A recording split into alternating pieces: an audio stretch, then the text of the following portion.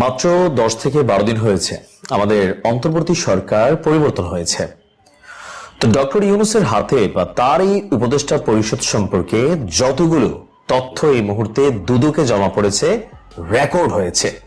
তা আমরা যখন দুদকে এই ইউনূস সরকার বা তার উপদেষ্টাদের বিরুদ্ধে যখন এই অভিযোগ দেখলাম, তখন আমাদের অনেকের কাছে মনে হলো যে আসলে এটা কি সত্য নাকি জাস্ট একটা রিউমার সরকার পরিবর্তনের পর। কিন্তু যারা মনে করছেন যে না ভাই এগুলো রিউমার, তাদের জন্য আজকের এই ভিডিওটা দিচ্ছি।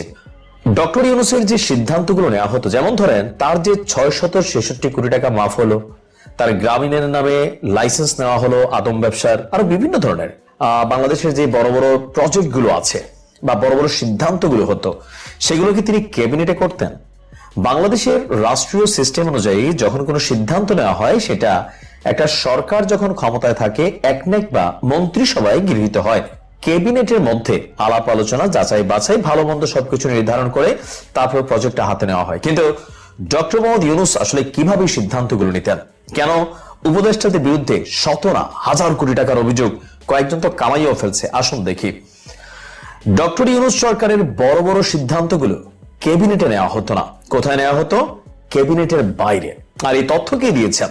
এই বিস্ফোরক তথ্য দিয়েছেন অন্তর্বর্তী সরকারের সাবেক উপদেষ্টা ব্রিগেডিয়ার অবসরপ্রাপ্ত এম শাখাওয়াত হোসেন, যিনি প্রথমে স্বরাষ্ট্রমন্ত্রীর দায়িত্ব নেওয়ার পর তিনি যখন বিষয়গুলো নিয়ে নানান কথাবার্তা বললেন, তখন জুলাই যোদ্ধারা বা যারা বিভিন্ন ধরনের ঘটনার সাথে কানেক্টেড, তারা রাতারাতি তাকে সরানোর কথা বললেন আওয়ামী লীগ ইস্যুতে একটা মন্তব্যের পর।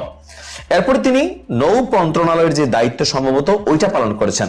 তিনি বলছেন যে ডক্টর ইউনূস সরকারের ক্যাবিনেটে বা ইউনূসের পছন্দের বাহিরে কেউ যদি কথা বলতো, সেখানে যারা প্রভাবশালী ছিল, ভিন্নমত যদি কেউ পোষণ করত, তাহলে তাদের মতামত সাধারণ ছোটখাটো বিষয়ে সীমাবদ্ধ রাখা হতো।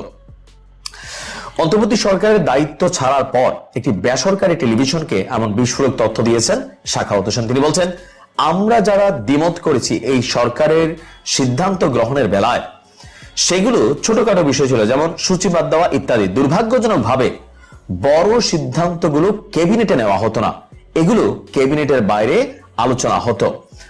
সব সরকারেরই একটি কিচেন ক্যাবিনেট থাকে, এমন মন্তব্য তিনি শুনেছেন। তবে সেখানে কারা ছিলেন তিনি জানেন না। অর্থাৎ তিনি বলছেন যে আমি দ্ব্যর্থহীন ভাবে বলতে চাই যে আমি সেখানে ছিলাম না, তার মন্তব্য। এখন প্রশ্ন হচ্ছে, কাদেরকে নিয়ে ডক্টর ইউনূস এই বড় বড় সিদ্ধান্তগুলো নিত? যেমন ধরেন চট্টগ্রাম বন্দর দেওয়ার বিষয়ে যে সিদ্ধান্ত ছিল, আরো এরকম মার্কিন যুক্তরাষ্ট্রের সাথে বেশ কিছু সিদ্ধান্ত ছিল। এই সিদ্ধান্তগুলো কারা নিত? এখন তো প্রশ্ন আসতেছে যে তাহলে যে বড় বড় পদ, পদবি, পোস্টিং বা বিভিন্ন বিষয়, রাষ্ট্রের গুরুত্বপূর্ণ অস্ত্র কিনা চুক্তি, এরকম অনেক কিছু সিদ্ধান্ত ইউনূস সরকার নিয়েছিল, তাহলে এগুলা কারা করত? তার বক্তব্য হচ্ছে, হয়তো ওই মনোভাবের লোক আমি ছিলাম না, তারা ধরে নিয়েছে আমি তাদের সঙ্গে একমত হতে পারবো না। যারা এসব করেছে তারা পরিচিত, আমি শুধু নাম শুনেছি, তারা আমার সহকর্মী ছিলেন। তাহলে প্রশ্ন হচ্ছে, ইউনূস সরকারের আমলে 18 মাস যাবত এই যে বড় বড় উন্নয়ন প্রজেক্ট বা বিভিন্ন বিষয় যেগুলো আমরা কথা বলি, তো সেই বিষয়গুলোতে আসলে কারা সিদ্ধান্ত নিত? রাজনৈতিক দল, বিশেষ কোনো গোষ্ঠী, বিদেশ থেকে কোনো চাপ, অথবা সরকারের ভেতরে 18 মাসে রাষ্ট্রকে ঘোকলা করার জন্য যেই সিস্টেম তৈরি করা হয়েছিল, রাতারাতি যারা রাস্তার ছেলে থেকে জমিদার হয়ে গেছেন তারা? আমরা জানতে চাই কারা ছিল।